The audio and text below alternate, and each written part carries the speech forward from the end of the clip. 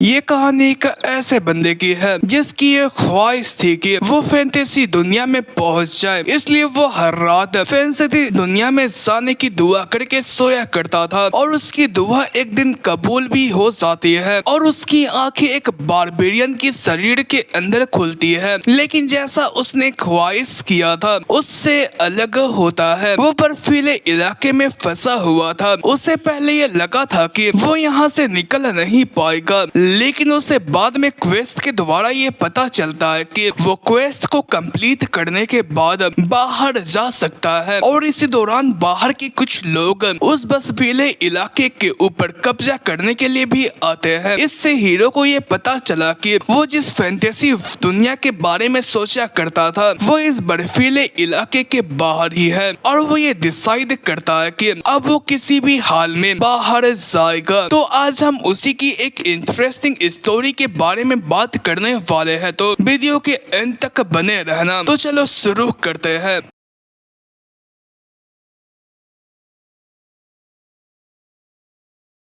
तो कहानी की शुरुआत में हमें इस दुनिया के सेंटर व्हाइट वेस्टलैंड के बारे में बताया जाता है। मॉन्स्टर रहा करते हैं वहाँ पर। एक ऐसा व्हाइट सरपेंट मौजूद है जो कि ग्लेशियर्स को भी खा सकता है और साथ ही साथ एक ग्रे बियर जो कि अर्थक्वेक्स को ला सकता है और एक ऐसा जालिम चूहा जो कि पूरे के पूरे समुद्र को गंदा कर सकता है। लेकिन एक ऐसा एम्परर जो कि इस वेस्टलैंड से वापस जिंदा बचकर आया था, उसने ये बताया कि वहाँ पर सबसे ज्यादा खतरनाक चीज मॉन्स्टर्स नहीं है। वहीं पर इसी के साथ ही हमें व्हाइट वेस्टलैंड का सीन दिखाया जाता है जहाँ पर कुछ बंदे मॉन्स्टर्स को हंट कर रहे थे। वहाँ पर जो ये लड़की थी वो अपने लात के जरिए मॉन्स्टर को खत्म कर रही थी और जो ये टकला था वो अपने हाथों के पावर के जरिए ही एक मॉन्स्टर के शरीर को चीर कर रख देता है। वहीं पर एक और बंदा मौजूद था जिसने कि अपने वेपन के एक स्लैश का इस्तेमाल करते हुए अपने सामने वाले मॉन्स्टर को चीर के रख दिया। वहीं पर लास्ट वाला बंदा अपने साथियों की तरफ देखकर ये कहता है कि एक बारबेरियन ही इस तरीके से घमंड दिखा सकता है। मुझे ये समझ नहीं आ रहा है कि आखिर मुझे कब तक इन जैसे घमंडी ताकतवर लोगों के साथ घूमना पड़ेगा। उसकी बात को सुनकर ये लेडी बारबेरियन लाड़ टपकाते हुए ये पूछती है कि आखिर घमंडी क्या होता है, क्या ये खाने वाली चीज है। तीसरे बंदे ने ये कहा कि तुम इसके ऊपर ध्यान मत दो। वहीं पर इसी के साथ ही जो ये लड़की और जो ये लड़का था वो अपने मारे हुए मॉन्स्टर को कच्चे खाना शुरू कर जाते हैं। ये देखकर इनका तीसरा साथी उनसे ये कहता है कि क्या मैंने तुम्हें ये नहीं बताया था कि तुम किसी भी चीज को तुरंत ही कच्चा मत खाना शुरू कर दो वरना ये तुम्हें मार डालेगी। ये सुनिए दोनों काफी हैरान हो जाते हैं। सामने दिखाया गया ये तीसरा बंदा उनसे काफी गुस्से से ये कहता है कि उन मॉन्स्टर्स को हंट किए हुए सिर्फ एक हफ्ता भी नहीं हुआ है और तुमने इन सबको खा लिया। ये सुनकर ये दोनों लोग पागलों की तरह ये जवाब देते हैं कि ये काफी नोबल चैलेंज था। वो तीसरा बंदा ये कहता है कि तो क्या तुम्हें ये लगता है कि ये फक्र करने की बात है। लेकिन तभी इस दूसरे बंदे को कुछ होता है और उसके मुंह से झाग निकलते हुए ये बंदा नीचे की तरफ गिर जाता है। ये देखकर जो ये लेडी थी वो इस कारण से काफी परेशान हो जाती है और वो उस बंदे का नाम ग्रेटा लेते हुए ये कहती है कि आखिर तुम्हें क्या हुआ। वहीं पर जो तीसरा बंदा था वो एक गहरी सांस लेता है और वो पीछे की तरफ मुड़ गया। बल्कि जो ये लड़की बारबेरियन थी वो उस टकले को मारते हुए ये कहती है कि ग्रेटा जल्दी करो और उठ जाओ, मजाक करने का वक्त नहीं है। वहीं पर इस तीसरे बंदे को दिखाते हैं जो कि ये कहता है कि मुझे ये चीज नहीं चाहिए था। वो अपने असलियत के बारे में ये बताता है कि मुझे एक फैंटेसी दुनिया में आना था जहाँ पर मैजिक हो। मैं पहले अर्थ में रहा करता था। जिस वक्त मैंने अपने जॉब को छोड़कर एक जर्नी की तरफ रवाना हो गया था मैंने अर्थ के सबसे बड़े माउंटेन के ऊपर चढ़ाई करी और मैं उस प्लेनेट के सेंटर तक पहुँच गया और ऊपर से मैं ग्लोबल के अंदर भी साउथर्न मोस्ट के एरिया तक भी पहुँच चुका था। लेकिन ये सब करने के बावजूद भी कुछ भी नहीं हुआ। जो सच्चाई है वो फैंटेसी से काफी ज्यादा डिफरेंट है। मैं हर एक रात ये दुआ किया करता था कि जब मैं अगली दफा उठूं तो मैं जिस सपने के बारे में सोचा करता था मैं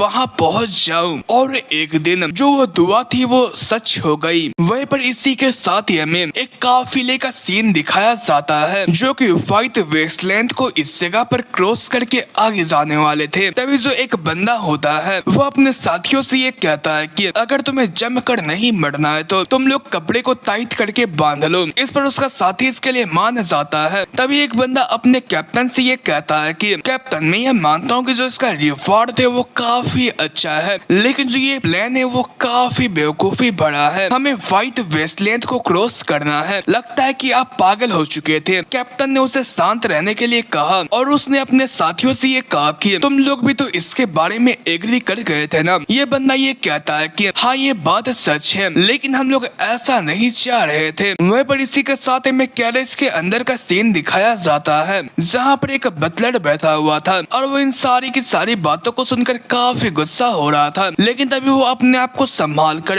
अपने सामने बैठे हुए यंग लेडी से ये पूछता है कि माय लेडी क्या आप ठीक है। उसके सामने वाली यंग लेडी जिसका नाम मेलियाना था और वो अखासा फैमिली से बिलोंग करती है, वो उससे ये कहती है कि हाँ मैं ठीक हूँ। लेकिन तभी इन्हें फिर से बाहर से आवाज आती है कि मैं जम रहा हूँ। इस पर ये बटलर उनके ऊपर गुस्सा करते हुए ये कहता है कि आखिर तुम लोग कितने ड्यूड हो। इस पर मेलियाना उनसे ये कहती है कि आप उनके ऊपर ज्यादा हार्श ना जाए। वही लोग इकलौते थे जो कि इस बात पर राजी हुए कि वो हमें व्हाइट वेस्टलैंड से आगे की तरफ लेकर जाएंगे। वो आगे ये कहती है कि लेकिन क्या हमें उन्हें अंदर की तरफ नहीं ले आना चाहिए क्योंकि वो काफी जमे हुए नजर आ रहे हैं। इस पर बटलर उनसे ये कहता है कि नहीं ऐसा नहीं करना चाहिए। क्या आपको ये पता नहीं है कि व्हाइट वेस्टलैंड के अंदर क्या क्या चलता है। मेलियाना ने ये कहा कि हाँ यहाँ पर मॉन्स्टर है ना। वो आगे ये बताती है कि काफी टाइम पहले एक ऐसा एम्परर मौजूद था जो कि पूरे के पूरे दुनिया को अपने कदमों के अंदर लाना चाह रहा था। इसलिए उसने अपने आप को इस व्हाइट वेस्टलैंड को कंकर करने के लिए बाहर की तरफ निकला हुआ था। उसने अपने साथ काफी सारे वॉरियर्स और सोल्जर्स को लेकर इस वेस्टलैंड के अंदर एंटर किया था। लेकिन कई साल के बाद जो वो एम्पायर था वो पूरे तरीके से कोलैप्स कर दिया और लोग भी उसके बारे में भूल भी चुके थे। लेकिन उसी वक्त पर जो वो एम्परर था वो वापस आया। उसने अपने सारे के सारे बंदों को खो दिया था। वो अकेला टूटी हुई हालत में वापस आया और जो उसकी उम्र थी वो काफी ओल्डर लग रही थी। वो ऐसे बात कर रहा था कि उसका दिमाग खराब हो चुका है। उसने ये कहा कि व्हाइट वेस्टलैंड के अंदर काफी सारे मॉन्स्टर हैं, लेकिन वहाँ पर सबसे खतरनाक चीज मॉन्स्टर नहीं है बल्कि बारबेरियंस है। उनकी बात को सुनकर बटलर ने उनसे ये कहा कि लेकिन जो ये चीज है वो पूरे तरीके से लेजेंड है। मेलियाना ने ये कहा कि लेकिन फिर भी जो एम्परर की बात थी उनके अंदर दम तो थी, क्योंकि उनके बात के हिसाब से ही हमने काफी सारे मॉन्स्टर को यहाँ पर खोजा है। बटलर ने ये कहा कि लेकिन फिर भी हमें एक भी बारबेरियन देखने को नहीं मिला। मेलियाना ने ये कहा कि हाँ ये सच है। उसने अपने मन के अंदर ये कहा कि अब देखो आगे क्या होता है। तभी कैप्टन को दिखाया गया जो कि अपने साथियों को रुकने को कहकर ये कहता है कि सामने की तरफ कुछ है। वहीं पर वो ध्यान से देखता है तो सामने की तरफ एक बंदा धुएं में से बाहर की तरफ आ रहा था। कैप्टन ने ये कहा कि मैं उसे साफ साफ तो नहीं देख पा रहा हूँ। तभी वो हैरान हो जाता है और वो उनसे ये कहता है कि मेरे पास एक अच्छी न्यूज है और एक बुरी न्यूज है। उसके साथ ही उससे ये पूछते हैं कि आखिर वो क्या है। कैप्टन ने ये बताया कि अच्छी न्यूज ये है कि वो स्मॉल है और बुरी न्यूज ये है कि वो हमारी तरफ आ रहा है। वहीं पर ये सुनकर सारे के सारे लोग काफी हैरान हो गए। वहीं पर कैप्टन अपने स्वर्ड को बाहर की तरफ निकाल रहा था, लेकिन वो जैसे सामने की तरफ देखता है तो उसके सामने वही तीसरा बंदा आ चुका था जिसे कि हमने एपिसोड की शुरुआत में देखा था। वहीं पर उसके पहनावे और उसके लुक को देखकर ये सारे के सारे लोग एक साथ ये कहते हैं कि ये तो एक बारबेरियन है और वो इस कारण से काफी हैरान थे। तभी ये बारबेरियन उनसे ये कहता है कि मैं बाहर की तरफ घूमने के लिए आया हुआ था क्योंकि मुझे अपने साथी बारबेरियन से काफी परेशानी हो रही थी और अब मुझे बाहरी लोग मिल चुके। ये तो काफी लक वाली बात है। उसने आगे स्माइल करते हुए कहा कि मुझे आपसे मिलकर मिलकर काफी अच्छा लगा। वहीं पर इस बंदे के बारे में बताया जाता है इसका नाम केतल है और ये एशियन ट्राइब का बारबेरियन है। वहीं पर केतल उनके सामानों को देखकर उनसे ये पूछता है कि क्या तुम लोग मर्चेंट हो और यहाँ पर जितने भी गार्ड्स है उन्हें हायर किया गया है क्या? कैप्टन ने हाँ में जवाब दिया। केतल ने आगे ये कहा कि मैं आपको ये सजेस्ट करूंगा कि आप वापस चले जाए, लेकिन मुझे ये नहीं लगता कि आप मेरी बात को मानेंगे। ये सुनकर ये सारे के सारे लोग परेशान हो गए। तभी केतल ने आगे ये कहा कि तो कैरेज के अंदर कोई लोग मौजूद है। ये सुन ये लोग और परेशान हो जाते हैं। केतल आगे ये कहता है कि मैं ये चाहता हूँ कि आप लोग मुझे भी हायर कर ले। ये सुन ये लोग हैरान हो गए। केतल ने ये कहा कि क्या मेरी बात आपको समझ में नहीं आई हुई है? मैं आपकी हेल्प करना चाहता हूँ व्हाइट वेस्टलैंड को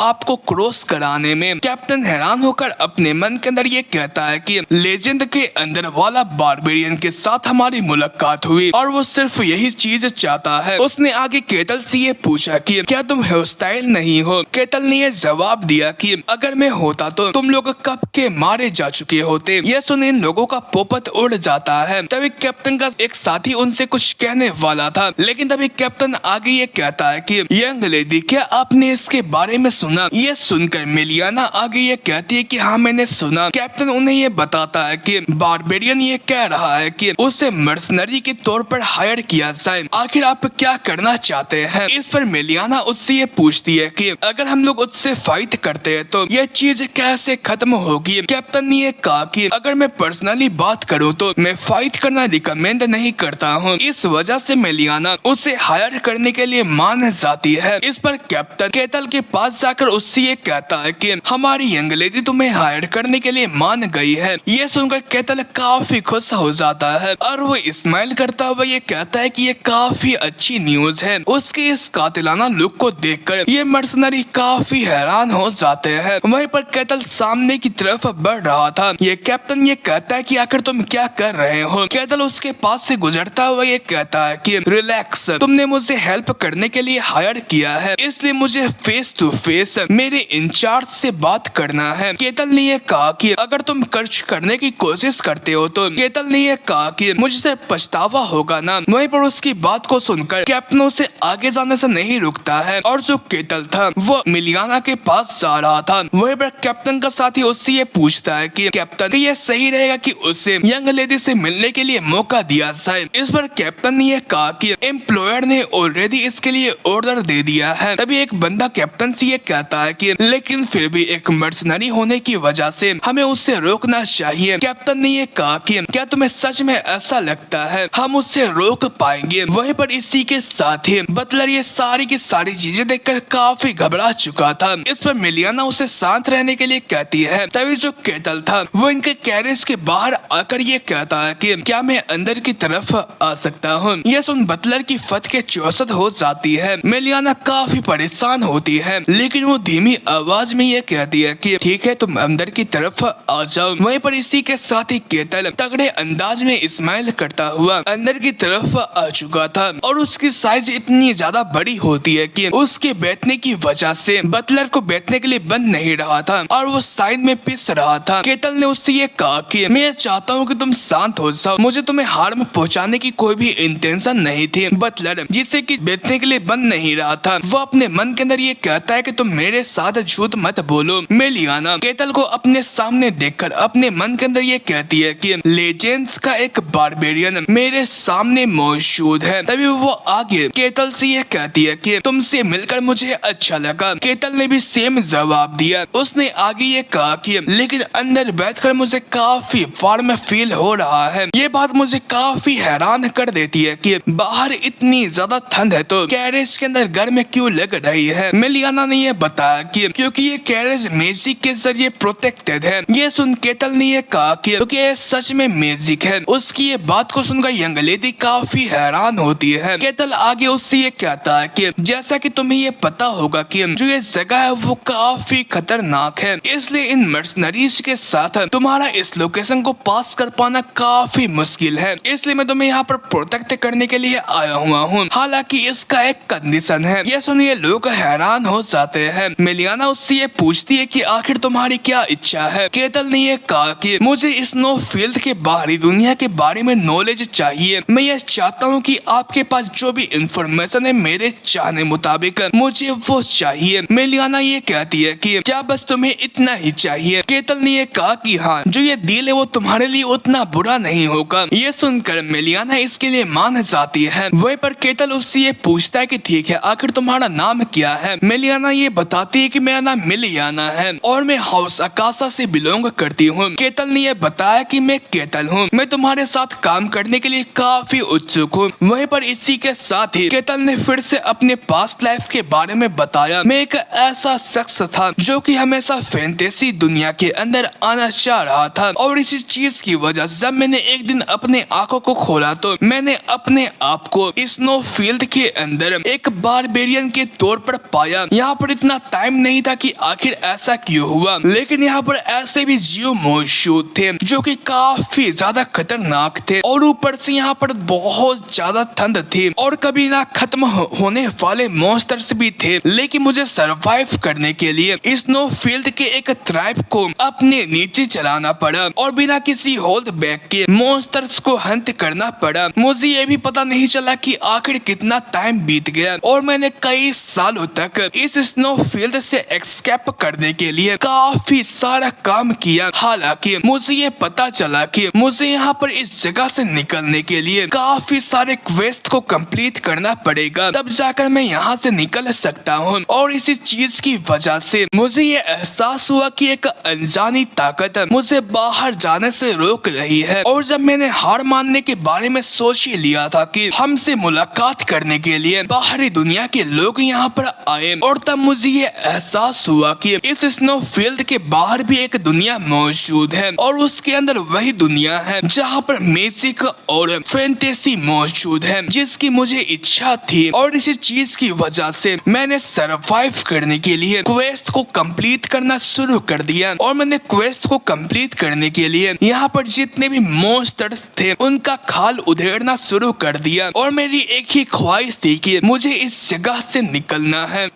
केतल ने आगे अपने मन के अंदर ये कहा कि जब तक कि मैं इस स्नोफील्ड के अंदर कैद हूँ, मुझे इतनी थोड़ी सी भी बाहर के बारे में पता लगेगा वो काफी प्रेशियस होगा। लेकिन अभी तक जितने भी इंसानों से मेरी मुलाकात हुई थी उन्होंने मुझे देखते के साथ ही काफी घबरा गए, या फिर उन्होंने अपने स्वर्थ को निकला दिया, या फिर आधे लोग पागल हो चुके थे। लेकिन इस दफा ये काफी अच्छा है कि हम लोग अच्छे तरीके से बात कर पा रहे हैं। मैं ये सोच रहा हूँ कि मेरा कितना टाइम हो चुका है इंटेलिजेंट लोगों से बात किए हुए। मैं काफी टाइम से बेवकूफ बारबेरियंस के साथ घिरा हुआ था, इसलिए उनके साथ बात करते हुए मेरा दिमाग खराब हो चुका है। केतल ने आगे ये कहा कि मेरे ख्याल से मुझे ये लगता है कि तुम लोग वेपन्स को ट्रांसपोर्ट कर रहे हो। मेलियाना ने ये कहा कि आखिर तुम्हें इसके बारे में कैसे पता चला? केतल ने ये कहा कि मैं वैगन्स के पीछे अंदर से आवाज आने वाले शार्प स्टील की आवाज को सुन सकता हूँ, तो मुझे कैसे नहीं पता चलता? क्या बाहर की दुनिया के अंदर जंग चल रही है? मेलियाना ने हाँ में जवाब दिया। उसने ये बताया कि एम्पायर और किंगडम आपस में फाइट कर रहे हैं। केतल ने ये कहा कि तो इसका मतलब ये है कि जो बाहर की दुनिया है वो भी शांत नहीं है। मेलियाना ने आगे ये कहा कि हाँ ऐसा ही है। यहाँ पर जो एम्पायर है वो अपने काफी सारे सोल्जर्स और सप्लाईज के जरिए किंगडम को पीछे धकेलने की कोशिश कर रही है, लेकिन जो किंगडम है वो आसानी से पीछे नहीं जा सकता है। और ऐसा इसलिए है क्योंकि स्वर्ण मास्टर और हीरो बॉर्डर को प्रोटेक्ट कर रहे हैं। केतल स्वर्ण मास्टर और हीरो के बारे में सुनकर काफी हैरान हो जाता है और वो मेलियाना से ये पूछता है कि आखिर उनके पास कैसी पावर मौजूद है। मेलियाना ने हैरान होकर ये कहा कि क्या आपको मिस्ट्रीज के बारे में पता है? केतल ने ये कहा कि मैं कभी भी बाहर नहीं गया हूँ, इसलिए मुझे नहीं पता। मेलियाना ये जवाब देती कि मुझे डिटेल्स के बारे में ज्यादा कुछ तो नहीं पता, लेकिन इस दुनिया के अंदर एक मिस्ट्री नाम की पावर मौजूद है और ये एक ऐसी पावर है जिसे कि थोड़े बहुत लोग ही सेंस या फिर इस्तेमाल कर सकते हैं और इसी के बेसिस पर उन्हें 5 रैंक्स के अंदर अंदर बांटा जाता है। पहला रैंक थर्ड रेट है। इसके अंदर जो वो लोग होते हैं वो मिस्ट्री के पावर को सेंस कर सकते हैं और उसके बाद आते हैं सेकंड रेट। यहाँ पर सेकंड रेट और उससे आने वाले ऊपर लेवल वाले बंदे मिस्ट्री के पावर का इस्तेमाल कर सकते हैं और उनके बाद आता है फर्स्ट रेट। वो एक ऐसे लोग होते हैं जो कि मिस्ट्री को माना या फिर ओरा की तरह मैनिफेस्ट करते हुए इस्तेमाल कर सकते हैं। और इस रैंक के अंदर नाइट्स, मेजेस और स्पिरिट समनर्स आते हैं जिन्हें कि तुम फर्स्ट रेट वॉरियर कह सकते हो और उनके रैंक के ऊपर आते हैं कुछ ही लोग जिन्होंने की इंसानियत को काफी टाइम पहले ही पीछे छोड़ दिया था। उन्हें ट्रांसेंडेंट कहा जाता है। वो एक ऐसे बीइंग होते हैं जो कि इंसानों को डोमिनेट कर सकते हैं। वो फ्रीली मिस्ट्री के पावर का इस्तेमाल कर सकते हैं और उसका इस्तेमाल करते हुए हेवन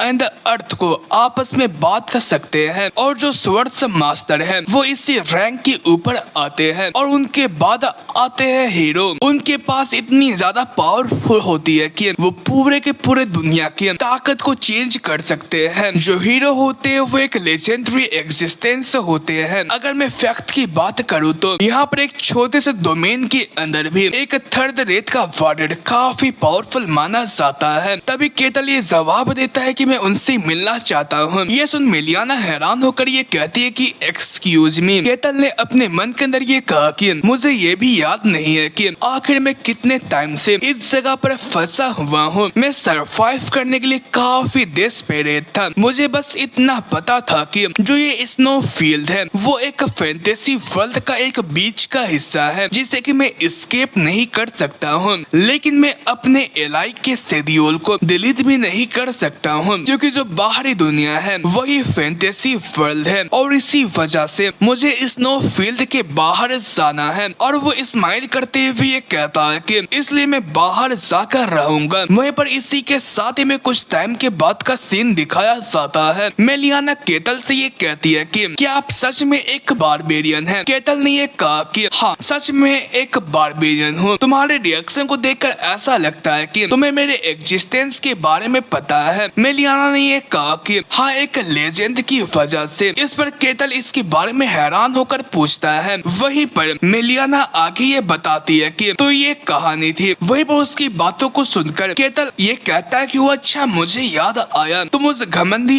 एम्परर के बारे में बात कर रही हो ना। वो तो एक पागल इंसान था। उसकी इस बात करने के तरीके को देखकर मेलियाना काफी हैरान हो जाती है। केटल आगे ये कहता है कि जो तुम्हारी ये लेजेंड है वो पूरे तरीके से सही है क्योंकि तुम जिस बंदे की बात कर रहे हो उसका सामना मेरे साथ हुआ था और तुम्हारे इस ट्रांसपोर्टिंग के साइज को देखकर ऐसा लग रहा है कि तुम लोग काफी सारे वेपन्स को ट्रांसपोर्ट कर रहे हो। क्या कोई रीजन था जिसकी वजह से तुम लोग स्नो फील्ड के जरिए बाहर जा रहे हो? इस पर मिलियाना ये बताती है कि हमें बहुत सारे पैसों की जरूरत है और इसका कारण ये है जो हमारी फैमिली थी वो पहले के वक्त पर काफी जनरेशन से काफी बड़ी कॉमर्स बिजनेस के नाम से जानी जाती थी। हमारे पास काफी सारे पैसे थे लेकिन जिन लोगों ने हमारे ऊपर जेलस थे उन लोगों ने चाल को चलते हुए हमारे साथ काफी कुछ गलत करा और इसी चीज की वजह से हम लोग काफी बड़े कर्जे के अंदर आ चुके हैं। और जो ये हमारी जर्नी अभी के वक्त पर चल रही है वही ये डिसाइड करेगा कि जो हमारी फैमिली है वो सरवाइव कर पाएगी या फिर तबाह हो जाएगी। केटल ने ये कहा कि अगर ऐसी बात है तो तुम इस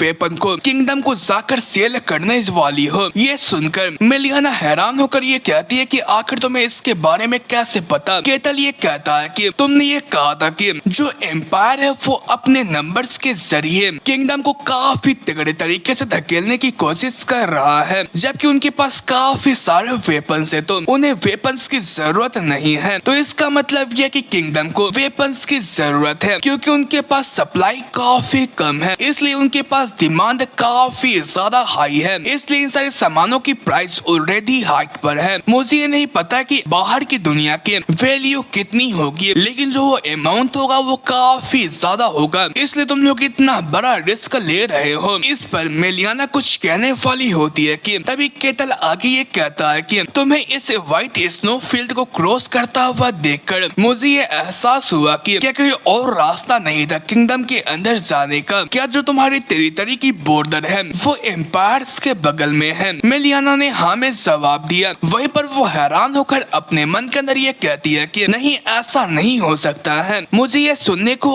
आया था कि जो बारबेरियन है वो बिल्कुल अनपढ़ होते हैं। वो आगे उससे ये पूछती है कि आखिर तुम कौन हो? वहीं पर उसे आगे का जवाब मिल पाता उससे पहले ही अचानक से जो उनका कैरेज होता है वो रुक जाता है और बाहर की तरफ से कुछ आवाज आती है। वहीं पर इस कारण से बटलर घबराता हुआ एक जोरदार चीख मारता है। केतल ने आगे ये कहा कि यहाँ पर बिन बुलाए मेहमान से आ चुके हैं। वहीं पर इसी के साथ ही बाहर का सीन दिखाया जाता है जहाँ पर इनके सामने एक स्लाइम मॉन्स्टर से आ चुका था। उसे देखकर सारे के सारे लोग काफी हैरान हो जाते हैं और वो ये कहते हैं कि ये तो एक ब्लैक स्लाइम है। इस पर केतल ने ये कहा कि तो इसे ब्लैक स्लाइम कहा जाता है। मेलियाना परेशान होते हुए ये कहती है कि ये एक ऐसा मॉन्स्टर है जिसके बारे में रिकॉर्ड्स में लिखा गया है पहले के वक्त पर काफी सारे पावरफुल वॉरियर्स ने व्हाइट स्नो फील्ड को कंकर करने की कोशिश करी थी और उनमें से कुछ ही लोग जिंदा वापस आ पाए हैं और उन्होंने इस जगह पर जो कुछ भी देखा तो उन्होंने उसे बुक के ऊपर लिख लिया और उनमें से सबसे कॉमन मॉन्स्टर ब्लैक स्लाइम था। वहीं पर वो आगे केतल से ये पूछती है कि क्या तुम्हें इसके बारे में पता है? केतल ने ये कहा कि ऑफ कोर्स वो काफी ज्यादा च्यूवी और काफी एडिबल होते हैं, वो काफी अच्छा स्नैक्स बन सकते हैं। ये सुन मेलियाना हैरान होकर ये कहती है कि क्या तुम उससे खाते हो? केतल ने ये कहा कि क्या तुम उसका टेस्ट करना चाहती हो तो क्या तुम जाकर उसे पकड़ सकती हो? मेलियाना ने ये कहा कि नहीं, इसकी जरूरत नहीं है। वहीं पर इसी के साथ में ब्लैक स्लाइम को दिखाया जाता है जिसने कि इन मर्सनरी की तरफ बढ़ना शुरू कर दिया था। वहीं पर ये देखकर सारे के सारे लोग काफी घबरा जाते हैं। वहीं पर ये देखकर जो मेलियाना थी वो केतल को आगे जाने के लिए कहती है। इस पर केतल उससे ये कहता है कि मैंने तुम्हारे साथ कॉन्ट्रैक्ट बनाया है और मैंने ये कहा था कि मैं तुम्हारी जिंदगी को बचाऊंगा, लेकिन मुझे यहाँ पर ये नहीं लगता है कि मुझे मूव करना चाहिए क्योंकि ये एक असल खतरा नहीं है। मेलियाना ने ये पूछा कि आखिर तुम्हारी ये कहने का क्या मतलब है? केतल ने ये कहा कि जो सामने मर्सनरीज है वो उसे आसानी से हैंडल कर सकते हैं और सबसे इम्पोर्टेंट बात यह है कि अभी काफी वक्त है बाहरी वर्ल्ड के अंदर जाने के लिए। वहीं पर इसी के साथ में बाहर का सीन दिखाया जाता है जहाँ पर जो कैप्टन था वो अपने साथियों को शील्ड रेडी करने के लिए कहता है और इसके जरिए ये लोग उस ब्लैक स्लाइम के पहले अटैक को इस जगह पर रोकने की कोशिश करते हैं, लेकिन उस ब्लैक स्लाइम की पावर इतनी ज्यादा होती है कि ये लोग पिछलते हुए पीछे की तरफ जा रहे थे। तभी जो एक मर्सिनरी था वो उस ब्लैक स्लाइम के ऊपर जाकर अटैक करने की कोशिश करता है, लेकिन ब्लैक स्लाइम के एक ही अटैक की वजह से वो उड़ता हुआ आकर कैरेज से टकरा जाता है और वो इस कारण से काफी जख्मी होता है। वहीं पर जो ये ब्लैक स्लाइम था वो कैप्टन के सामने आ चुका था। कैप्टन अपने साथियों से ये कहता है कि जो ब्लैक स्लाइम है वो सिर्फ सीधे लाइन के ऊपर ही आता है, इसलिए सब लोग चारों तरफ फैलकर कोऑर्डिनेट करते हुए उसके ऊपर अटैक करो। वहीं पर ये सुनकर सारे के सारे सोल्जर्स अलग अलग तरफ से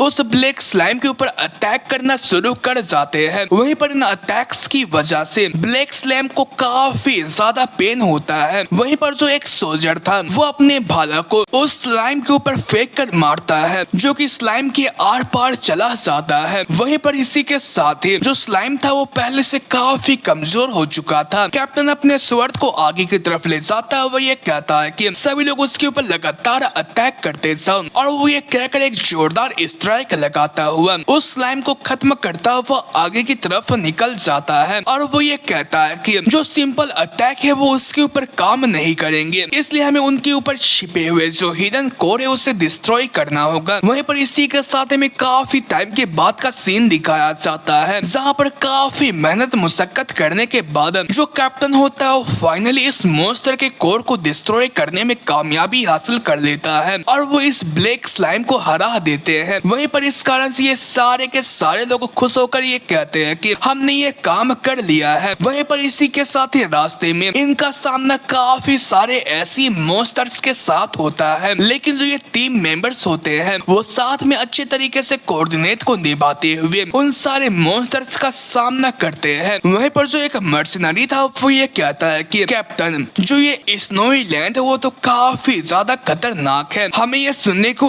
आया था, लेकिन जो यहाँ पर जितने भी मॉन्स्टर्स हैं वो उतने ताकतवर नहीं लग रहे हैं। कैप्टन ने ये कहा कि लेकिन फिर भी तुम लोग अपने गार्ड को डाउन मत करना, क्योंकि अभी तक हम लोग आधे रास्ते तक नहीं पहुंचे हैं। तभी एक बंदा ये कहता है कि लेकिन क्या सच में जो वो बारबेरियन हमारे साथ है वो सच में ताकतवर है? हाँ, मैं ये मानता हूँ कि वो एक मॉन्स्टर नहीं है, लेकिन क्या जो एम्परर की लेजेंड है वो सच है? मेरे ख्याल से मुझे ये लगता है कि वो हमारा फायदा उठा रहा है, इसलिए क्यों ना हमें उसके स्किल्स को चेक कर लिया जाए। वहीं पर इसी के साथ हमें कुछ टाइम के बाद का सीन दिखाया जाता है, जहाँ पर ये सारे के सारे मर्सनरी आपस में डिसाइड करने के पास मेलियाना के पास जाकर ये कहते हैं कि यंग मिस, मैं आपसे कुछ पूछना चाहता हूँ। हम यहाँ पर उस बारबेरियन का टेस्ट लेना चाह रहे हैं, क्योंकि हम लोग इस मिशन को कंप्लीट करने के लिए अपने जान को खतरे के अंदर डाल रहे हैं। हाँ, मैं ये मानता हूँ कि हम ऐसा इसलिए कर रहे हैं क्योंकि हमने कॉन्ट्रैक्ट को साइन किया है। इस पर मेलियाना बाहर की तरफ आते हुए ये कहती है कि हाँ, मैं ये जानती हूँ और मैं इस चीज के लिए काफी शुक्रगुजार हूँ कि आप लोगों ने इस जॉब को एक्सेप्ट किया था। ये बंदे आगे ये कहते हैं कि लेकिन मैं एक चीज एक्सेप्ट नहीं कर सकता हूँ, हमारे साथ एक ऐसा बारबेरियन मौजूद है कि जिसने की एक दफा भी फाइट नहीं किया था, इसलिए हम ये चाहते हैं कि हम उसका टेस्ट लेते हुए ये पता करें कि क्या वो सच में स्पेशल ट्रीटमेंट के लायक है या फिर नहीं। वहीं पर इस कारण से मेलियाना काफी परेशान होकर कैप्टन की तरफ देखती है। कैप्टन अपने सर को झुकाकर ये कहता है कि मैंने उन्हें रोकने की कोशिश करी, लेकिन वो हमारी बात को नहीं सुन पाए। वहीं पर उनकी बात को सुनकर केटल स्माइल करते हुए ये कहता है कि तो तुम मेरे एबिलिटीज को चेक करना चाहते हो, ठीक है, मैं इसके लिए मना नहीं करूंगा, लेकिन वो चीज अभी पॉसिबल नहीं है। ये सुन बाकी के मर्सनरी काफी हैरान हो जाते हैं। केटल बाहर की तरफ आता हुआ इसका कारण ये बताता है कि क्योंकि हमारे सामने एक बिन बुलाए मेहमान आ चुके हैं। मर्सनरी ये कहते हैं कि आखिर तुम क्या बकवास कर रहे हो, लेकिन तभी इनके पीछे दो बड़ी बड़ी आंखें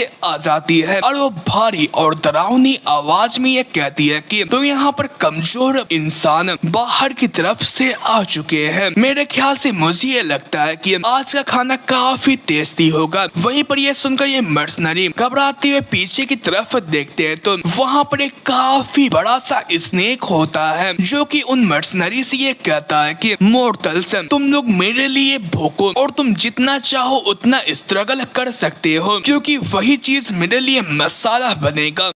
पर उस स्नेक के ओरा को महसूस करने की वजह से इन सारे के सारे लोगों की हालत खराब हो रही थी। तभी केटल सामने की तरफ आता हुआ उस स्नेक से ये कहता है कि बस बहुत हो गया, जो ये सारे बंदे वो मेरे मेहमान हैं, इसलिए स्नेक तुम वापस चले जाओ। इस पर स्नेक ने उससे ये कहा कि तो ये तुम हो, आखिर तुम यहाँ क्या कर रहे हो? क्या तुम इस जंगल के कानून और नियम को भूल चुके हो? केटल उससे ये कहता है कि तुम्हारा इससे कोई भी लेना देना नहीं है। स्नेक ने ये कहा कि बकवास करना बंद करो, मैं एक स्नेक बारबेरियन हूँ, आखिर तुम्हारी हिम्मत कैसे हुई मुझ जैसे महान स्नेक को ऑर्डर देने की? और वो ये कहकर केटल के ऊपर अटैक करने के लिए जा रहा था। इस कारण से केटल का भी सब्र का बांध टूट जाता है। वो अपने अटैक को रेडी करते हुए ये कहता है कि लगता है कि तुम्हें एक लेसन सिखाना होगा, और वो ये कहकर उस स्नेक के पेट के ऊपर एक जोरदार पंच मारता है। उसका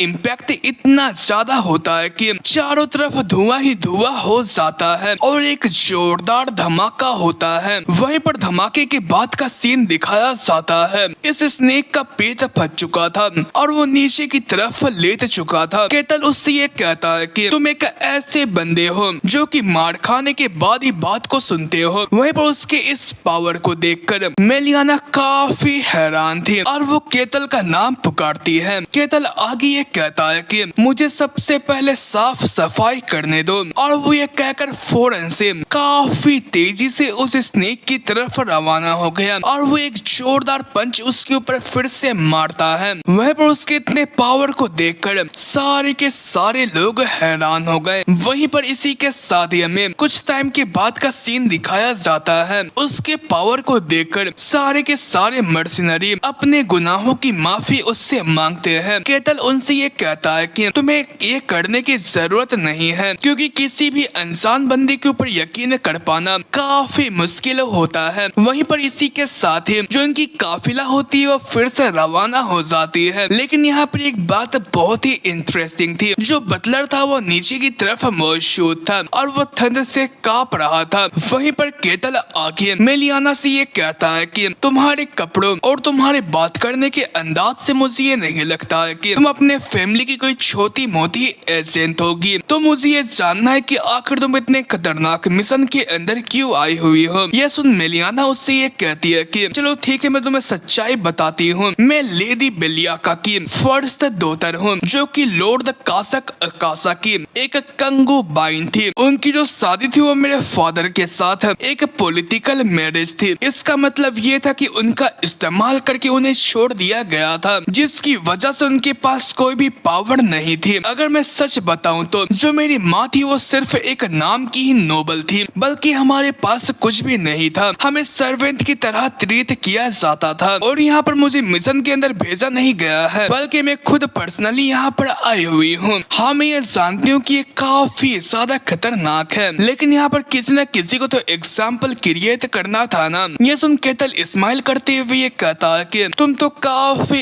इंटेलिजेंट हो और साथ ही साथ तुम्हारे पास काफी बड़ी एम्बिशन और तुम काफी लालची भी हो। ये बात सुनकर मेलियाना काफी हैरान होती है और वो आगे कुछ कह पाती उससे पहले ही जो इनकी कैरेज होती है वो फिर से रुकती है और मर्सनरी ये बताते हैं कि हम लोग अपने डेस्टिनेशन तक पहुंच चुके हैं। हम लोगों ने स्नोई फील्ड को पार कर लिया है। वहीं पर इसी के साथ सारे लोग बाहर की तरफ आ जाते हैं। वहीं पर मेलियाना होती है, वो केटल का इस जगह पर शुक्रिया अदा करती है। तभी केटल आगे ये पूछता है कि क्या तुम मुझे ये बता सकती हो कि आखिर तुम वापस किस रास्ते से जाओगी। मेलियाना ये बताती है कि मैं एम्पायर के रास्ते के जरिए निकल जाऊंगी। केटल ने ये कहा कि जबकि तुम अपने वेपन्स को बेच चुकी होगी तो बॉर्डर को पार करना डिफिकल्ट नहीं होगा। तभी मेलियाना आगे ये कहती है कि क्या मैं ये जान सकती हूँ कि जब आपने मुझे इंटेलिजेंट और एम्बिशियस कहा था, आखिर आपका इसका मतलब क्या था। केटल ने यह कहा कि जो मैंने कहा मेरा वही मतलब था। तुम काफी ज्यादा इंटेलिजेंट हो और साथ ही साथ तुम काफी एम्बिशियस हो। जो तुम्हारी फैमिली वो पहले काफी बड़ा हुआ करती थी, लेकिन अभी पैसा ना होने की वजह से वो काफी कमजोर हो चुकी है। तुम भली कंक्यूबाइन की एक डॉटर हो, लेकिन अगर तुम इस जगह पर अपनी फैमिली के सरवाइव करने के लिए रास्ते को क्रिएट करती हो तो तुम्हें क्या लगता है जो तुम्हारे नीचे काम करने वाले बंदे हैं वो तो किसे चूज करेंगे। जो तुम्हारा गोल है वो इस जगह पर तुम्हारी फैमिली को सीज करना है ना। क्या मैं गलत हूँ। वहीं पर उसकी ये सारी की सारी बातें सुनकर मेलियाना हैरान होते हुए अपने मन के अंदर ये कहती है कि उसने मुझे एक perfect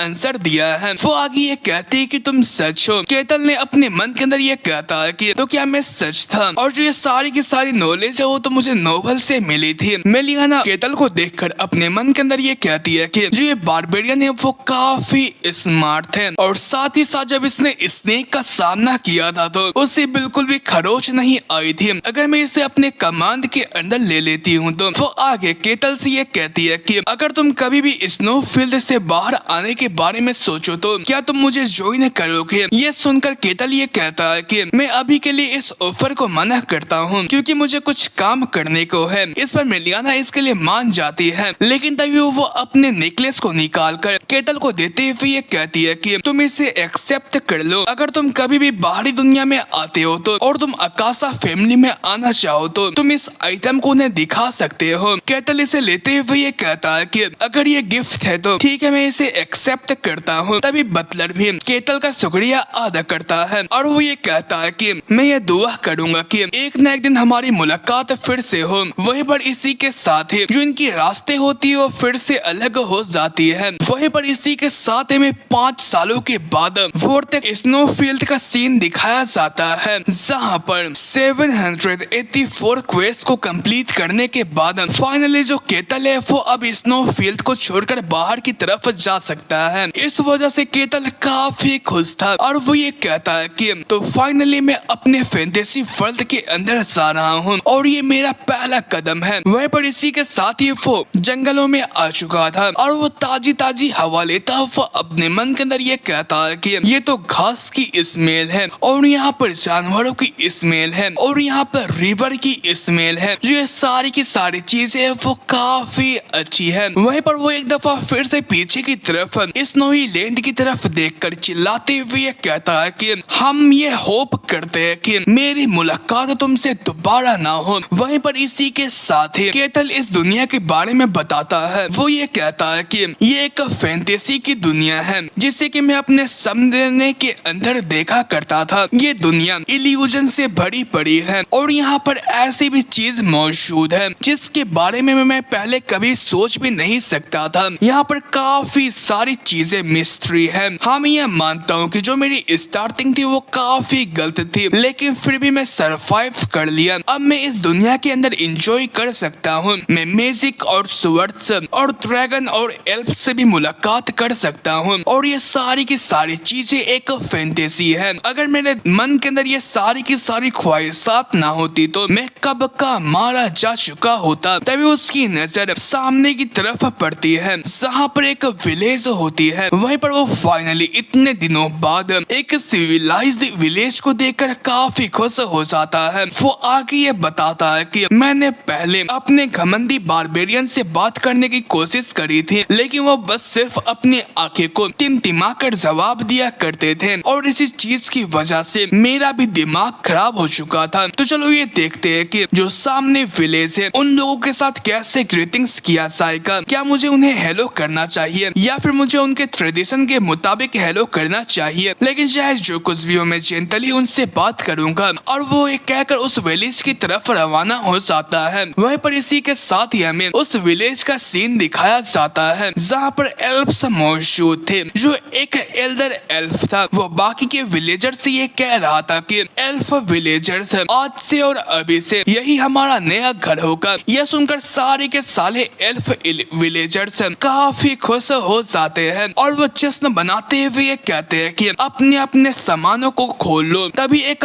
elf villager Elder elf के पास जाकर उससे ये कहता है कि क्या जो ये जगह है वो सच में सेफ है। एल्फ एल्डर ने ये कहा कि हाँ ये है, क्योंकि ये काफी दूर दराज वाला इलाका है इसलिए कभी भी यहाँ इंसान नहीं आ सकते हैं। इस पर वो एल्फ विलेजर ये कहता है कि मुझे भी इसके बारे में पता है, लेकिन हम अपने पीछे वाले स्नोई इलाके के बारे में बात कर रहे हैं, वो काफी नजदीक है। एल्डर एल्फ ने ये कहा कि क्या तुम्हें ये डर है कि जो वहाँ के मॉन्स्टर से वो यहाँ पर आ जाएंगे। ये एल्फ विलेजर ये कहता है कि वो काफी नजदीक है। एल्फ एल्डर ये कहते हैं कि ये एक प्रॉब्लम नहीं है क्योंकि हजारों सालों से उस स्नोई प्लेन्स के अंदर से कोई भी बाहर की तरफ नहीं आया हुआ है और साथ ही साथ हमने अपने विलेज के ऊपर एक बैरियर भी लगाया हुआ है। ये एक ऐसी बैरियर है जो कि हमारे मैजिक के प्रेजेंस को क्योर करते हुए खत्म करता है और वो ऐसा दिखाता है कि ये एक ऑर्डिनरी फॉरेस्ट है। हमें इस फॉर्मेशन को क्रिएट करने के लिए एंशिएंट एल्वन मैजिक के ऊपर काफी रिसर्च करना पड़ा था। जब तक कि जो ये बैरियर मौजूद है बाहर के लोग कभी भी अंदर नहीं आ सकते हैं और अगर कोई बाई चांस अंदर की तरफ आ जाता है तो हमारी क्वीन तो मौजूद है ही ना। कोई कितना ही पावरफुल मॉन्स्टर यहाँ पर क्यों ना आ जाए वो हमारी क्वीन का सामना नहीं कर सकता है। वहीं पर केटल को दिखाया जाता है जो कि उनके बैरियर के पास पहुंच चुका था और वो उनके बैरियर को हाथों से ही साइड करता हुआ ये कहता है कि मुझे ये कुछ लगा कि यहाँ पर मैंने कुछ चीज को टच किया, लेकिन चाहे जो कुछ भी हो। वहीं पर इसी के साथ ही उसने सिर्फ अपने हाथ का इस्तेमाल करते हुए ही बैरियर को डिस्ट्रॉय करते हुए अंदर की तरफ चला जाता है। तभी उसकी नजर एक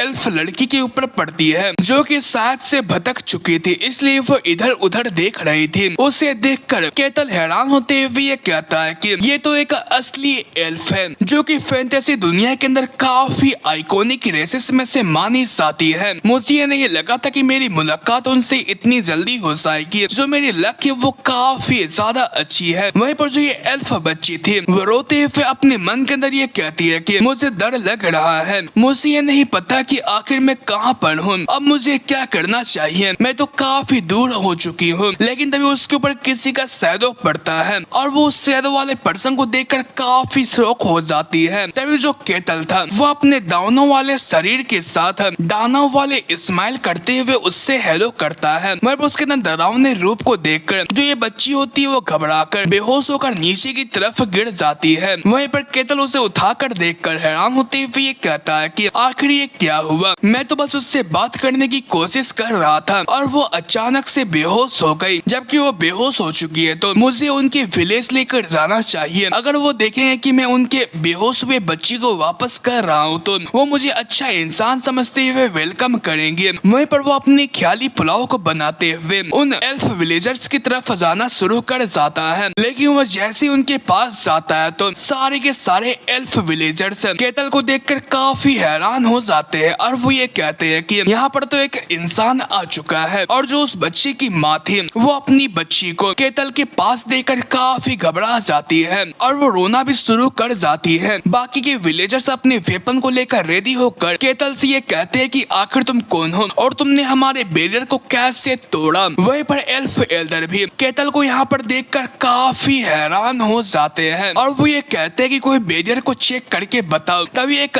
एल्फ विलेजर ये बताता है कि जो बैरियर है वो एक हिस्से में टूटा हुआ है। इस कारण से ये एल्डर एल्फ परेशान होकर ये पूछता है कि आखिर हमारी क्वीन कहाँ पर है। वो बंदे ये बताते हैं कि जो क्वीन है वो अभी के वक्त पर एरिया को पेट्रोल करने के लिए गई हुई है। वहीं पर केतल उन्हें समझाते हुए ये कहता है कि मैं तुम्हारा दुश्मन नहीं हूँ। लेकिन वो एल्फ विलेजर्स उसके बारे में नहीं सुन रहे थे और वो केतल से ये कहते हैं कि जल्दी करो और बच्ची को वापस करो वरना तुम नहीं बचोगे। वहीं पर जो एल्फ एल्डर था वो अपने मन के अंदर ये कहता है कि हमने एंशिएंट एल्फ मैजिक से इस बैरियर को बनाया था, इसलिए कोई भी आसानी से उसे डिस्ट्रॉय नहीं कर सकता है। जबकि उसने इसे डिस्ट्रॉय कर दिया है तो इंसान पूरे तैयारी के साथ यहाँ पर आए हुए हैं। आखिर वो कितने टाइम से हमें ट्रैक कर रहे थे। वहीं पर ये सारी की सारी चीजें देखकर केतल काफी परेशान हो जाता है और वो इस गलतफहमी को कैसे दूर किया जाए उसके बारे में सोच रहा था। तभी उसकी नजर उस बच्ची के ऊपर पड़ती है जो कि जाग चुकी थी। इसलिए वो फौरन से उस बच्ची को नीचे की तरफ उतार कर ये कहता है कि ठीक है तुम अपने घर वालों के पास चली जाओ। वहीं पर ये बच्ची फिर से उसकी तरफ देखती है तो केतल अजीब तरीके से स्माइल करते हुए उससे ये कहता है। वहीं पर ये देखकर ये बच्ची फिर से घबरा जाती है और वो रोते हुए अपनी माँ के पास चली जाती है। वहीं पर उसकी ऐसी हरकतों को देखकर केतल हैरान होकर अपने मन के अंदर ये कहता है कि क्या जो मेरा चेहरा है वो इतना डरावना है। मुझे ये लगा था कि मैं इस जगह पर अच्छा खासा दिखता हूँ। चलो जबकि मैंने उनके बच्चे को आजाद कर दिया है तो चलो उन्हें ये बताया जाए कि वो उनसे आगे ये कहता है कि एल्फिज्म जैसा कि तुम देख सकते हो मैं तुम्हारा दुश्मन नहीं हूँ। लेकिन तभी एल्डर एल्फ अपने साथियों को ये ऑर्डर देते हैं कि उस मॉन्स्टर ने हमारे होस्टेस को रिलीज कर दिया है। वहीं पर ये सुनते के साथ ही सारे के सारे एल्फ विलेजर अपने एरोस से केतल के ऊपर अटैक कर देते हैं। ये देखकर केतल हैरान होते हुए ये कहता है कि क्या वो मेरी बात को सुन नहीं सकते हैं। मैंने ये इमेजिन किया था कि जो एल्फ्स होते हैं वो काफी ज्यादा जेंटल नेचर के होते हैं, लेकिन जो ये एल्फ्स है वो काफी ज्यादा जालिम है। मेरे ख्याल से मुझे ये लगता है कि वो जंगल में रहकर अपने दिमाग को खो चुके हैं और जंगल का एक ही रूल है जो ताकतवर है वही शांति से रह सकता है। तो ये ऐसा हो रहा है। वहीं पर ये सब सोच रहा था और जो यहाँ पर एल्फ्स के तीर थे वो उसके ऊपर लगकर नीचे की तरफ खिलौने की तरह गिर रहे थे। वहीं पर ये देखकर सारे के सारे विलेजर्स काफी हैरान हो रहे थे, लेकिन वो फिर भी केतल के ऊपर काफी सारे अटैक करते हैं। लेकिन केतल का भी अब दिमाग खराब हो चुका था और वो अपने हल्के से पावर को रिलीज करते हुए उनके सारे के सारे अटैक को रिफ्लेक्ट करता है और उसकी पावर इतनी ज्यादा खतरनाक होती है कि उसके चलते एक जोरदार एनर्जी रिलीज होती है और ये एनर्जी आसपास के जगहों को तबाह करना भी शुरू कर जाती है और ये सारे के सारे एल्फ विलेजर्स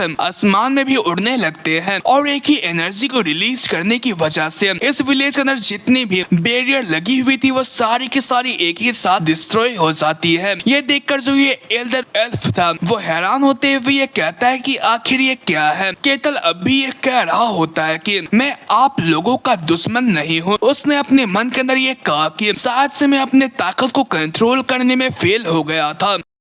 तभी हमें एक उड़ते हुए फायर एरो को दिखाया जाता है जो कि सीधा केतल के पास जा रहा था और वो जैसे उसके पास जाता है तो एक जोरदार धमाके के साथ फट जाता है और इस एरो को शूट किया होता है इन एल्फ्स के क्वीन ने। वहीं पर वो बाकियों से ये पूछती है कि आखिर यहाँ पर क्या चल रहा है। ये एल्डर एल्फ ये बताता है कि इस इंसान ने हमारे ऊपर अटैक करा था। ये सुनकर क्वीन मार्सिलिया सीरियस हो जाती है और वो आगे ये कहती है कि तो इसका मतलब ये है कि ये भी जगह शांत नहीं है। वहीं पर धुएं के हटने के बाद का सीन दिखाया जाता है। केटल को उस फायर एरो से कुछ नहीं हुआ होता है और वो अपने सर को खुजलाता हुआ ये कहता है कि अगर आप मेरी बात को सुन लेंगे तो मैं इसके बदले आपका काफी शुक्रगुजार रहूंगा। वहीं पर उसे सही सलामत देखकर क्वीन और एल्फ एल्डर काफी हैरान हो जाते हैं। एल्फ एल्डर ये कहता है कि नहीं, ऐसा नहीं हो सकता है। आखिर क्वीन के डायरेक्ट अटैक के लगने के बावजूद भी आखिर तुम सही सलामत कैसे हो सकते हो। वहीं पर क्वीन मार्सिलिया उससे ये कहती है कि तो यहाँ पर एक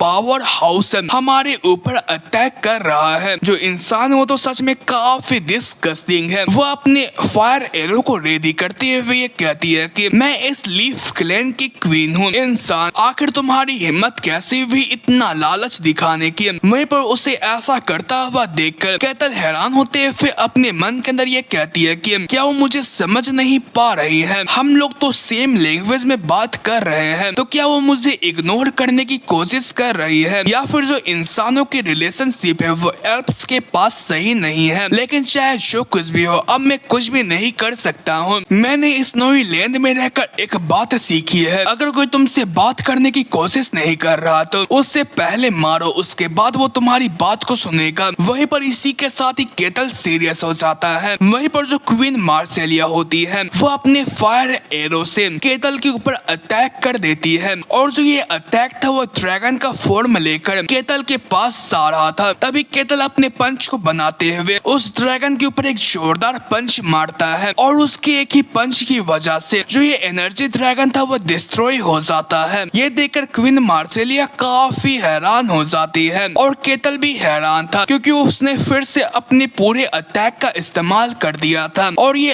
अटैक का आफ्टर में इतना पावरफुल था कि इससे हिट होकर क्वीन भी काफी जख्मी हो जाती है। वहीं पर केटल हैरान होता हुआ अपने मन के अंदर ये कहता है कि क्या मुझे और थोड़ा सा हेल्थ बैक कर लेना चाहिए था। वहीं पर क्वीन मार्सिलिया परेशान होते हुए अपने मन के अंदर ये कहती है कि मैं उसके एक ही अटैक को झेलने के बाद ये समझ चुकी हूँ कि वो एक ट्रांसेंडेंट के जितना पावरफुल है, तो आखिर उस जैसा ताकतवर बंदा यहाँ पर क्या कर रहा है। तभी क्वीन मार्सिलिया सभी से ये कहती है कि सभी के सभी लोग फौरन से यहाँ पर से चले जाओ। ये सुनकर एल्फ विलेजर्स उनसे ये कहते हैं कि मजेस्टी हम ऐसा नहीं कर सकते हैं। क्वीन मार्सिलिया उनके ऊपर गुस्सा करते हुए ये कहती है कि जल्दी करो और यहाँ पर से भागो। ये सुनकर सारे के सारे एल्फ विलेजर्स यहाँ पर से भागना शुरू कर जाते हैं। क्वीन मार्सिलिया आगे केटल से ये कहती है कि इंसान, मैं तुम्हारी ताकत को एक्नॉलेज करती हूँ लेकिन तुम कभी भी अपने गोल को अचीव नहीं कर सकते हो। केटल उससे ये कहता है कि मैं तो बस बात करने की कोशिश कर रहा था। वो अपने मन के अंदर ये कहता है कि मेरे ख्याल से मुझे ये लगता है कि वो पूरे तरीके से पागल हो चुकी है। तभी जो क्वीन होती है वो अपने किसी स्पेल का इस्तेमाल करते हुए किसी को इस जगह पर बुलाने की कोशिश करती है और जैसे उसका स्पेल कंप्लीट होता है तो आसमान में एक बड़ा सा फायर का गोला बन जाता है और समन होता है पियोगो नाम का एक बीस्ट। वहीं पर उस बीस्ट को देखकर केटल बच्चों की तरह एक्ट करता हुआ ये कहता है कि ये तो एक समन है और ये काफी ज्यादा क्यूट है इस नोई लैंड के मॉन्स्टर्स के मुताबिक। जबकि मैंने अपने सामने एक स्पिरिट को देख लिया है तो ये सच में एक रियल फैंटेसी है। तभी जो क्वीन मार्सिलिया होती है वो पियोगो से ये कहती है कि तुम्हारे सामने जो दुश्मन खड़ा है तुम उससे एनालाइज कर लो। पियागो ने अभी तक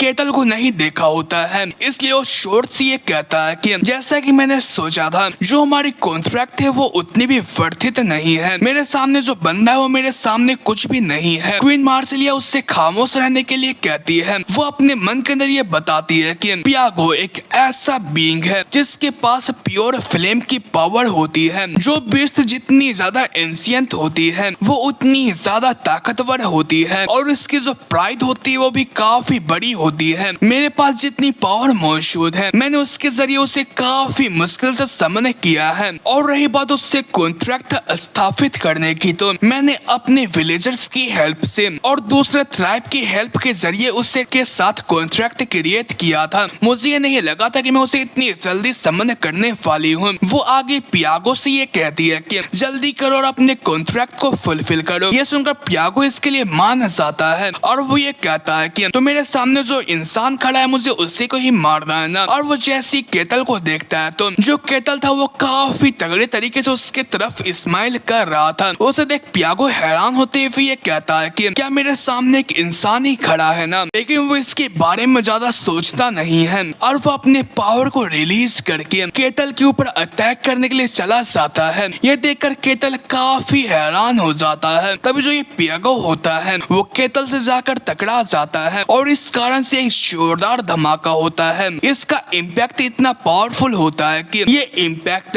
क्वीन मार्सेलिया को भी महसूस होता है, लेकिन जैसी धुआं हटता है तो हमें ये देखने को मिलता है कि केतल ने उसके हॉर्न को एक हाथ से पकड़कर ही उसे रोक लिया होता है। केतल आगे स्माइल करते हुए ये कहता है कि एक ऐसा बीस्ट जो कि इतनी आसानी से हार जाए काफी मजेदार है। वहीं पर वो आगे सीरियस होकर ये कहता है कि चलो ठीक है, तुम्हें मौत तक मारते हैं। और इसी के साथ ही केतल उस पियागो के ऊपर एक जोरदार पंच मारता है और ये पावर इतनी ज्यादा होती है कि जो ये पावर होती है वो काफी दूर तक जंगल को चीरते हुए आगे की तरफ निकलती है और ये एक एटॉमिक बम की तरह अर्थ के एटमॉस्फेयर को चीरता हुआ ऊपर की तरफ भी चला जाता है। वहीं पर इस पावर के खत्म होने के बाद का सीन दिखाया जाता है कि आसपास की जगह नष्ट हो चुकी थी और जो पियागो था वो भी शायद से खत्म हो चुका था। वहीं पर ये देखकर क्वीन मार्सेलिया यकीन नहीं कर पा रही थी और वो ये कहती कि ये रियल नहीं हो सकता है। वहीं पर वो अपने एटीट्यूड को छोड़कर केतल के सामने झुकते हुए ये कहती है कि प्लीज मेरे साथियों को माफ कर दो। केतल उससे आगे ये कहता है कि एल्फ, मैं तुम्हारा दुश्मन नहीं हूँ। यह सुनकर क्वीन मार्सेलिया हैरान होते हुए उसकी तरफ देखती है। वहीं पर इसी के साथ ही केतल उससे काफी देर तक बात करते हुए उसे ये समझाता है कि वो उसका दुश्मन नहीं है। वहीं पर ये सारी की सारी चीजें जानकर जो क्वीन मार्सेलिया थी वो अपनी हरकतों के लिए केतल से माफी मांगती है। वहीं पर उसे सच में अपने दिल के अंदर भी यह बुरा लग रहा था कि उसके एक विलेजर लड़की को इसने बचा कर लाया और वो उसी के ऊपर अटैक कर रहे थे, लेकिन केतल उससे ये कहता है कि नहीं ये ठीक है, इंसानों ने तुम्हें ये करने पर मजबूर किया था, इसलिए मैं इसके बारे में समझ सकता हूँ, लेकिन मुझे ये काफी बुरा लग रहा है कि तुमने मुझे अपने आप को एक्सप्लेन करने का भी चांस नहीं दिया था। तभी क्वीन मार्सेलिया उससे ये कहती है कि क्या तुम सच में उन इंसानों में से नहीं हो जो कि हमारा पीछा कर रहे थे। केतल ने ये कहा कि ये मेरी पहली दफा है कि मैं किसी एल्फ को देख रहा हूँ, क्योंकि व्हाइट वेस्टलैंड के अंदर कोई भी एल्फ नहीं होते हैं। वहीं पर व्हाइट वेस्टलैंड का नाम सुनकर क्वीन मार्सेलिया हैरान हो जाती है और वो केतल से ये कहती है कि क्या तुम एसन की एक बारबेरियन हो। केतल ने यह कहा कि हाँ, जो बाहरी लोग हैं वो मुझे इसी नाम से बुलाते हैं। वहीं पर ये सुनकर क्वीन मार्सेलिया को यकीन नहीं हो रहा था और वो ये कहती कि मुझे ये नहीं लगता कि एक इंसान वहाँ पर सरवाइव कर सकता है। अगर तुम वेस्टलैंड से वापस आए हो तो क्या इसका मतलब है कि और भी बाहर की तरफ आ सकते हैं। केतल ने यह कहा कि कौन जानता है, मुझे शक लगता है कि कोई बाहर की तरफ आ भी सकता है। वो अपने मन के अंदर ये बताता है कि उस वेस्टलैंड के अंदर एक स्ट्रिक्ट रूल मौजूद है, यहाँ तक कि जो सरपेंट जैसा पावरफुल बंदा भी उसे डिफाइन नहीं कर सकता है, लेकिन किसी रीजन की वजह से मैंने क्वेस्ट के जरिए उसे बाईपास कर लिया, लेकिन ये काफी रेयर एक्सेप्शन है। तभी क्वीन मार्सेलिया ये कहती है कि लेकिन अगर ऐसी बात है तो ये काफी अच्छी बात है। तभी केतल आगे क्वीन मार्सेलिया से ये पूछता है कि लेकिन क्या जो तुम्हारा समन है वो ठीक है, जिससे कि मैंने अभी थोड़ी देर पहले हाफ भागों में बात दिया था। क्वीन मार्सेलिया ये कहती है कि तुम्हें इसके बारे में फिक्र करने की जरूरत नहीं है। जो स्पिरिट्स होते हैं वो नेचर से बने हुए होते हैं और कोई उन्हें फोर्सिबली समन करता है तो वापस अपने स्पिरिट रियलम के अंदर चले जाते हैं। तभी जो क्वीन मार्सेलिया थी वो वापस से खड़ा होकर केतल से ये पूछती है कि हमने तुम्हारे साथ काफी बुरा बर्ताव करा है, इसलिए तुम्हें जो कुछ भी चाहिए तुम मुझसे पूछ सकते हो। तभी केतल आगे ये पूछता है कि क्या यहाँ पर एल्फ्स के अलावा भी दूसरे बीइंग्स स्पिरिट्स के साथ कॉन्ट्रैक्ट बना सकते हैं। क्वीन मार्सेला ये कहती है कि जो ये चीज है वो नहीं हो सकता है, हाँ लेकिन यहाँ पर एक एक्सेप्शन है। अगर कोई इंसान के पास नेचर की डीप नॉलेज हो तो वो शायद से कॉन्ट्रैक्ट बना सकता है। केतल ने ये कहा कि तो ये इम्पॉसिबल है। इस पर क्वीन मार्सेलिया उससे ये कहती है कि अगर तुम्हें सच में एक स्पिरिट के साथ कॉन्ट्रैक्ट बनाना है तो तुम अल्फो सग्रादो चले जाओ। केतल अल्फो सग्रादो के बारे में पूछता है। क्वीन मार्सेलिया ये बताती है कि ये वही जगह है जहाँ पर एल्फ्स के गोद रहा करते हैं और वो होली लैंड है सारे के सारे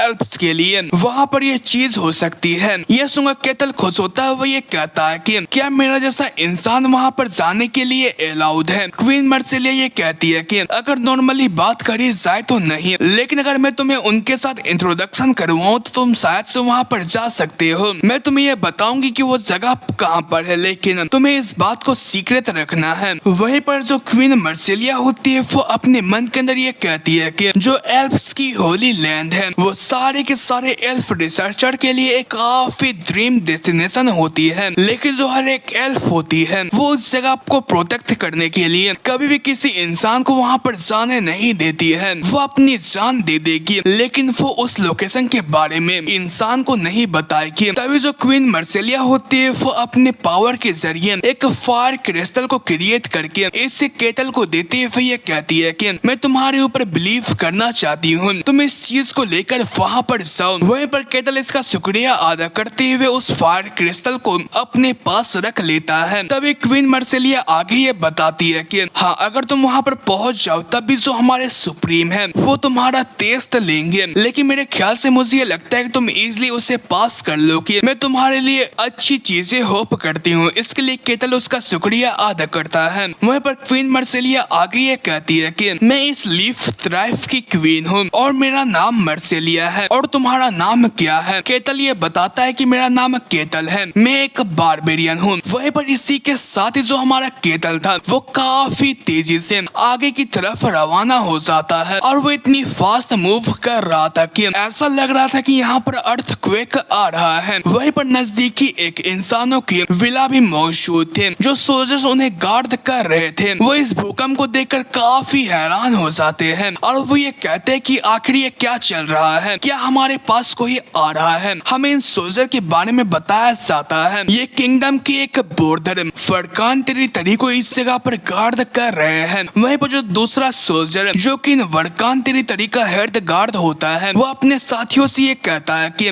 बेल को बजाते हुए सारे के सारे आर्म्स सोल्जर्स को यहाँ पर बुला लो। वहीं पर जो केटल था वो काफी तेजी से उनके सामने आ जाता है। वहीं पर उसे देखकर सारे के सारे सोल्जर्स हैरान हो जाते हैं। वहीं पर जो केटल था वो उनसे अच्छे तरीके से ये कहता है कि क्या तुम लोग गार्ड्स हो, तुमसे मिलकर मुझे काफी अच्छा लगा। लेकिन जो ये गार्ड्स थे वो अपने अपने स्वर्ड को लेकर केटल का सामना करने के लिए रेडी हो जाते हैं। वहीं पर वो अपने मन के अंदर ये कहती है कि क्या जो ये आवाज थी वो ये बंदा क्रिएट कर रहा था, आखिर ये क्या है। वहीं पर वो अच्छी तरीके से केटल को एनालाइज करते हुए ये कहते हैं कि जो उसकी बालों की कलर है वो ग्रे है और उसके चेस्ट के ऊपर एक स्कार है। वो परेशान होते हुए ये कहते हैं कि क्या तुम एसन के बारबेरियन हो। वहीं पर केटल उनकी तरफ बढ़ रहा था। ये देखकर जो ये सारे के सारे सोल्जर्स थे वो अपने स्टेंस में आते हुए उससे ये कहते हैं कि तुम रुक जाओ, अगर तुम हमारे पास आने की कोशिश करते हो तो हम तुम्हारे ऊपर अटैक कर देंगे। केटल उनसे ये कहता है कि मैं चाहूंगा कि आप लोग शांत हो जाएं क्योंकि मैं आपका दुश्मन नहीं हूँ। ये हेड गार्ड उससे ये पूछता है कि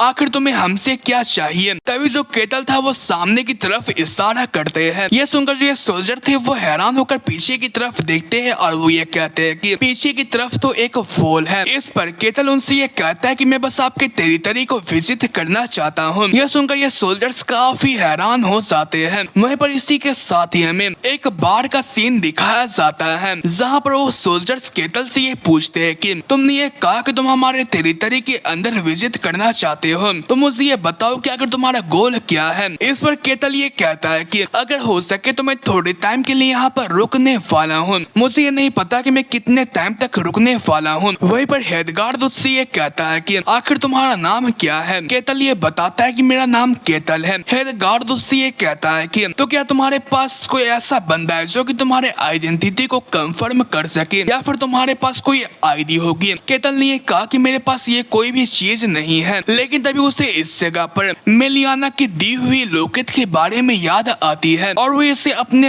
वो उस लॉकेट को अपने पास से निकाल कर उस हेडगार्ड को दिखाते हुए ये कहता है कि क्या जो ये चीज वो मेरे आइडेंटिटी को वेरीफाई करने के लिए काफी नहीं है। वो हेडगार्ड इसे देखकर हैरान होते हुए ये कहता है कि आखिर ये क्या है। केटल ने ये कहा कि ये हाउस अकाशा की एक क्रेस्ट है, मुझे उन्हीं की किसी खून वाले बंदे ने मुझे ये दिया था। हेडगार्ड हैरान होते हुए ये कहता है कि अगर ये अकाशा फैमिली से है तो वो पक्का डेनियन किंगडम की एक मर्चेंट फैमिली है। वो अपने मन के अंदर ये कहता है कि ये उन्हीं लोगों की बात कर रहा है जो कि व्हाइट वेस्टलैंड से कुछ सालों पहले वापस आए थे।